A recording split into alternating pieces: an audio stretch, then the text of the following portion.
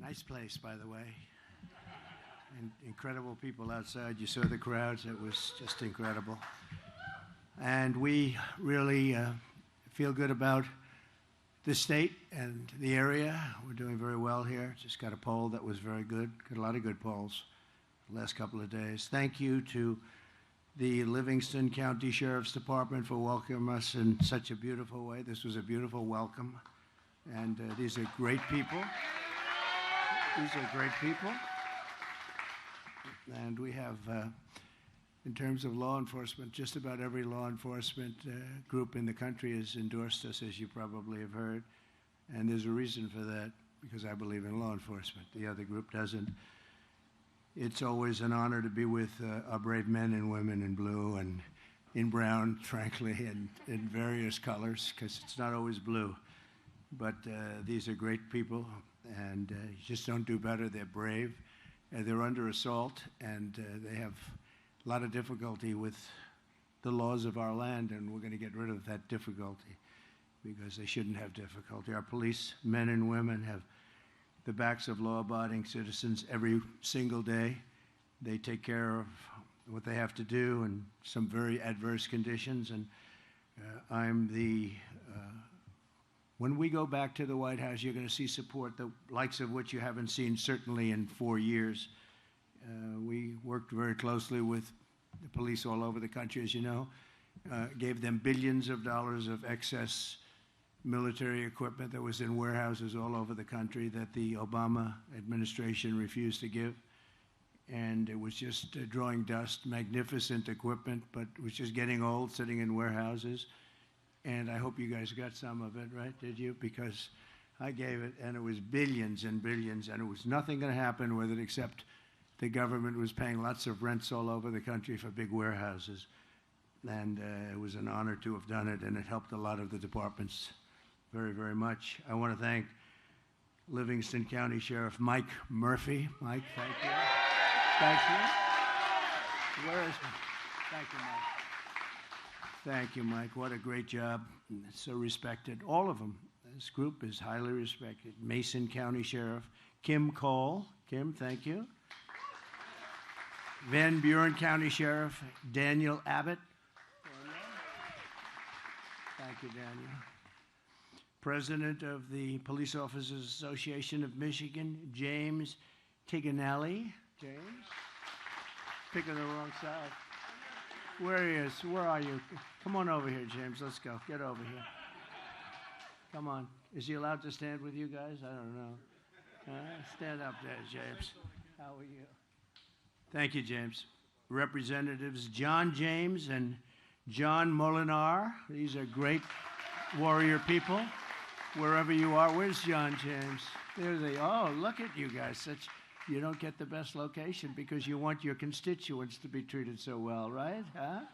Thank you both very much. We appreciate it. Done a great job. Your next U.S. Senator, he's really working hard, and I just saw a poll that doing very well. Mike Rogers. Mike? Thank you, Mike. Congressional candidate Paul Young, who is polling beautifully, I think. Paul, good luck. Good luck, Paul. You're going to do it. And Michigan House Republican leader Matt Hall. Matt, thanks. Oh, thanks, Matt. Great. You look the role, Matt. Beautiful. Thank you very much, Matt. Hey, you're right. That'll be next, right? Thank you very much.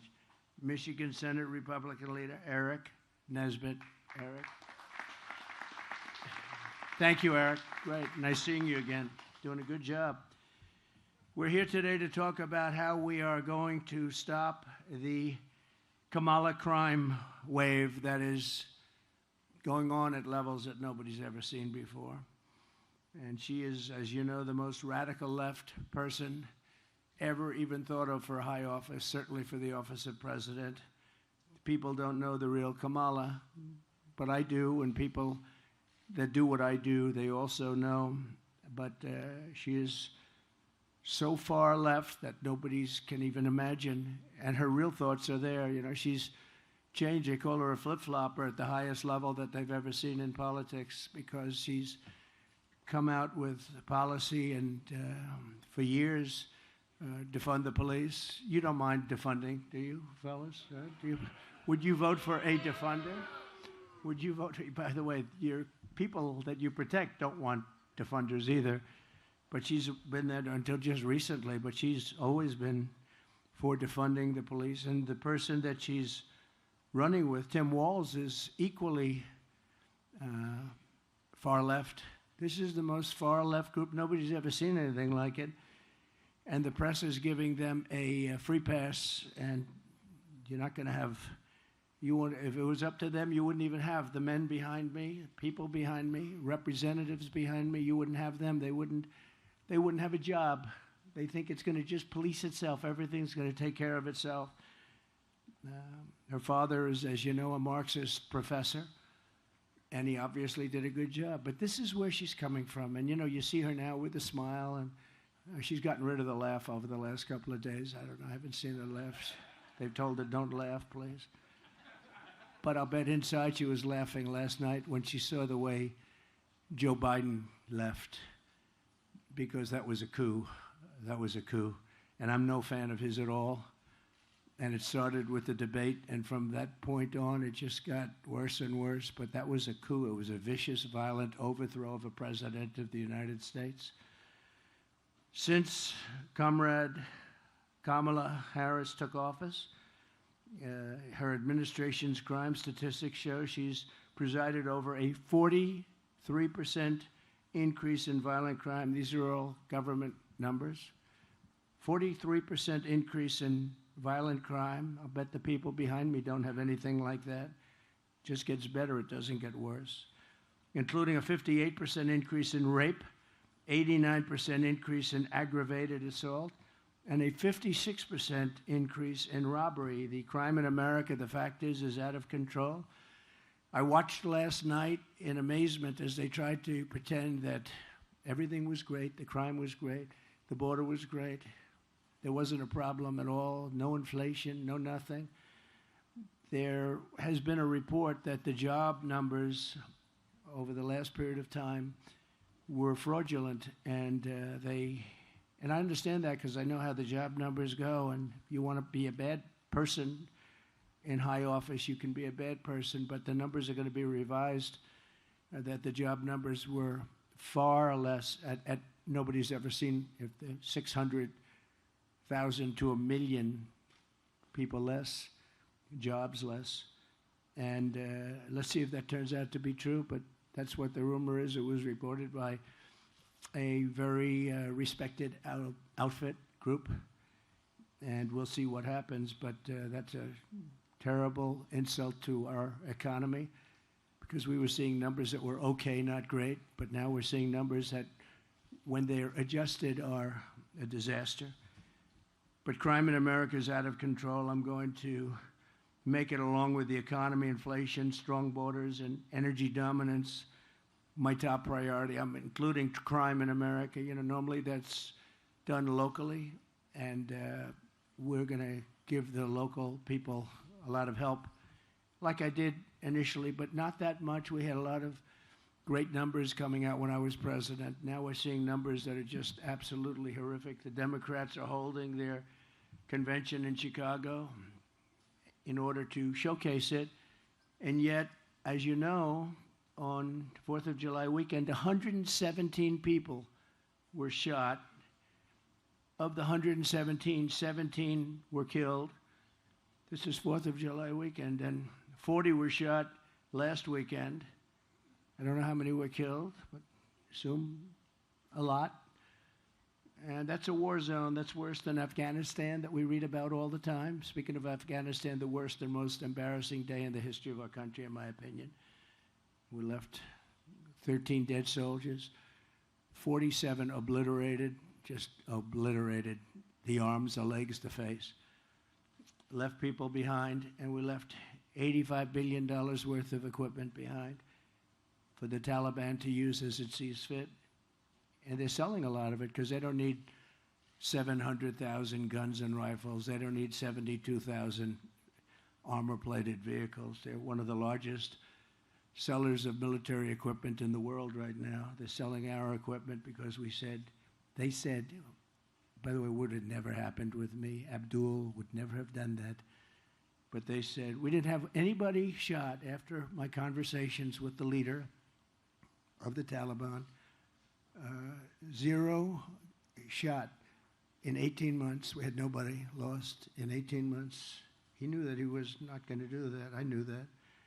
But now you look at what's happened, and it's back. You know, we would have kept Bagram. That's the big air base, not because of Afghanistan, but because it's located 1 hour away, from where China makes its nuclear weapons. So it's 1 hour away, and we had it, one of the biggest air bases in the world. We built it for billions and billions of dollars many years ago. Got the biggest runways, the biggest everything, and we just walked away from it, gave it to them, and now China's occupying it. And I thought that the scene a few days ago of the 3rd anniversary, they call it the defeat of America, was one of the ugliest scenes that I've seen on television in a long time. I've seen some pretty bad ones, so have you. We're witnessing some pretty bad ones.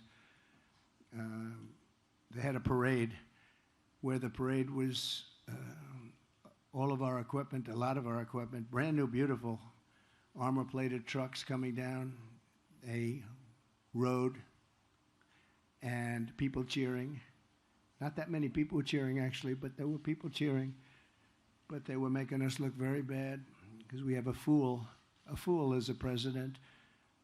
They lied last night about things that nobody's ever seen. They lied about soldiers at a gravesite. They lied about Charlottesville. They lied about inflation. The inflation's been absolutely horrible, absolutely horrible.